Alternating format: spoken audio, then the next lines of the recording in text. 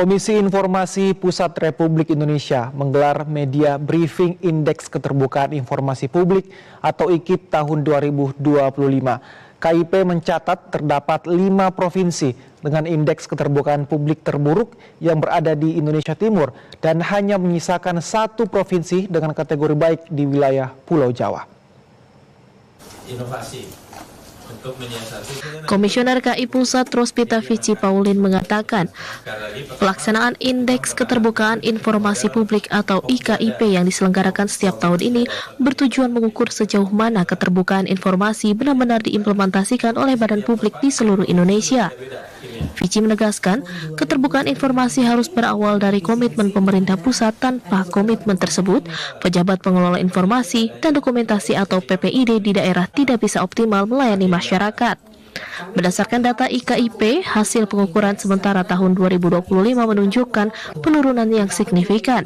Hanya menyisakan 1 provinsi dengan kategori baik di wilayah Pulau Jawa, dan daerah dengan indeks keterbukaan publik yang paling buruk ada di wilayah Indonesia Timur. Kalau kita melihat data di tahun 2014, itu ada 11 provinsi yang sudah masuk kategori baik. Tetapi kemudian hasil pengukuran indeks sementara di tahun 2025 ternyata semuanya turun, hanya tinggal 1 provinsi yang ada di kategori baik. Ini kan tentu saja menjadi catatan buruk ya, karena ternyata yang seharusnya mengalami peningkatan ternyata justru mengalami penurunan. Sementara itu, Wakil Ketua KIP Arya Sandiuda menjelaskan mekanisme permintaan informasi publik melalui PPID. Menurutnya, badan publik wajib merespon permohonan informasi maksimal 10 hari kerja. Kalau masih tidak puas, masih keberatan dengan respon dari badan publiknya, bisa mengajukan proses penyelesaian sengketa informasi atau dalam bahasa umumnya seperti persidangan sengketa informasi lah.